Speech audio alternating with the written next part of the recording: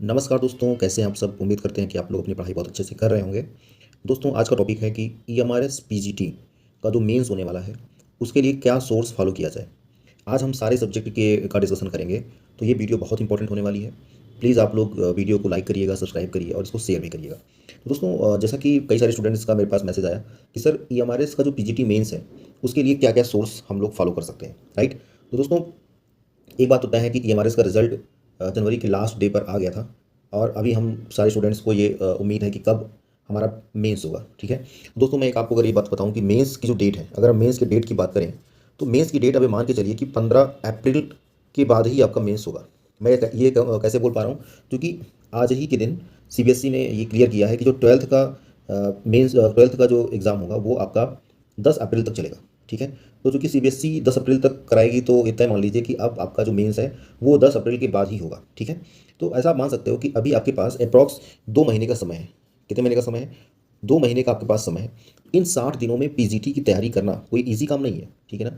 तो मैं आपको आज के वीडियो में ये बताऊंगा कि इन 2 महीनों में आप किसी भी सब्जेक्ट का, इसका मतलब नहीं कि आप हिंदी है, इंग्लिश है, मैथ्स है, साइंस है, मैथ है, बायो है, केमिस्ट्री है, फिजिक्स है, उससे मतलब नहीं है। सोर्स आपको एकदम हम सॉलिड बताएंगे और अगर आपने ये सोर्स फॉलो कर लिया तो गारंटी है कि आपका पीजीटी मेंस का क्वेश्चन उन्हीं सोर्स के अंदर में आएगा।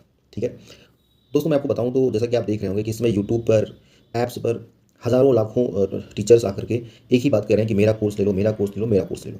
आपको पता है कि किसी के कोर्स से कितना चीज़ आ सकता है, आप जानते हो।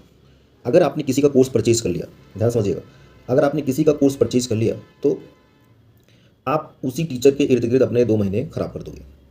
ज़्यादातर टीचर क्या कर रहे हैं, या तो वो उन्होंने क्या कर दिया है, हर एक चैप्टर का कुछ 15-20 क्वेश्चन बना दिया है और उसको आकर के वो आंसर राइटिंग लाइव करते हैं।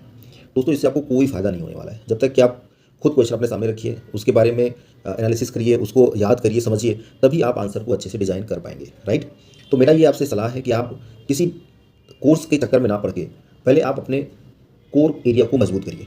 क्यों? क्योंकि मेंस में लिखना है। वैसे तो आपका इसमें ऑब्जेक्टिव भी आएगा, लेकिन लिखने वाला ही एक प्रकार से डिसाइडिंग फैक्टर होगा। तो आप ऐसा करिए कि आप किसी भी सब्जेक्ट के हैं, ठीक है ना, आप बहुत ध्यान समझिएगा। कोई भी आपका सब्जेक्ट है, उस सब्जेक्ट से रिलेटेड जो क्लास 11th और 12th की जो एनसीईआरटी है, क्लास 11th और 12th की जो एनसीईआरटी है, चाहे आप हिंदी माध्यम में हैं तो आप हिंदी की एनसीईआरटी ले लीजिए, और अगर आप इंग्लिश मीडियम से हैं तो आप इंग्लिश की एनसीईआरटी ले लीजिए। ठीक है ना। एक बाकायदा इसको आप मार्केट से ले आइए। इसके बाद क्या करना है दोस्तों? दोस्तों, कुछ ऐसे कोचिंग्स हैं जिन्होंने फ्री ऑफ कॉस्ट 11th और 12th के प्रत्येक चैप्टर का उन्होंने बहुत अच्छे तरीके से क्या किया है, एनालिसिस किया है, उसके बारे में उन्होंने पढ़ाया है, फ्री ऑफ कॉस्ट है। और उन्होंने वीडियोज़ को फुल लेंथ में रखा है। जैसे एक चैप्टर आपको 4 घंटे 5 घंटे में भी वीडियो मिलेंगी और 1 घंटे में भी एक चैप्टर को कंप्लीट किया गया है। ठीक है, तो दोस्तों, सबसे पहले आप खुद से वो चैप्टर पढ़िए। इसके बाद आप किसी टीचर का हेल्प यूट्यूब पे लीजिए और जो चैप्टर आप पढ़ रहे हैं, जैसे मान लो आपने कोई एक चैप्टर पढ़ा, तो उस चैप्टर के पीछे जो क्वेश्चन दिए हुए हैं, ठीक है ना, चैप्टर के लास्ट में जो क्वेश्चन दिए हुए हैं, आप उन क्वेश्चन की प्रैक्टिस करिए। उन क्वेश्चन क्या करिए, प्रैक्टिस करिए। आप एक दो चीज़ और कर सकते हैं। आजकल एआई जो है बहुत बड़ा रोल कर रहा है। मैं देख रहा हूँ कई सारे टीचर ने क्या कर रखा है, कोर्स बेचा है और कॉपी अपनी एआई के माध्यम से चेक करवा रहे हैं। तो आप भी क्या कर सकते हैं, अपनी कॉपी को स्कैन करके और एआई से पूछेंगे कि भाई इसमें और क्या बेहतर करें, क्या कंटेंट ऐड करें, कंक्लूजन क्या रखें। तो मुझे ऐसा उम्मीद है कि एआई भी आपको बेहतर रिस्पॉन्स दे सकता है। दोस्तों, पढ़ाई में एआई का उपयोग करना बहुत आवश्यक हो गया है। ठीक है ना। तो इसमें काम आप और कर सकते हैं। आप टेलीग्राम से किसी भी टेलीग्राम ग्रुप में जाइए और वहाँ से कुछ 4 या 5, मैक्स टू मैक्स 10 स्टूडेंट का ही एक आप लोग अपना ग्रुप बनाइए।